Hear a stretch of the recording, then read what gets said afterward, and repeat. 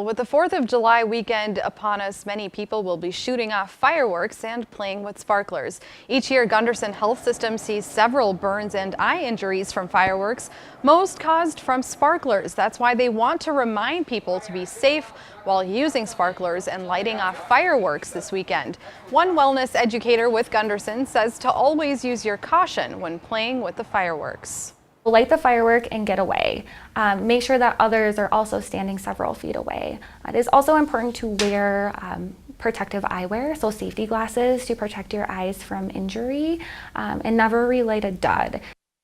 Gunderson also wants to remind parents to supervise their children when they are playing with sparklers and around fireworks, and always have a supply of water nearby.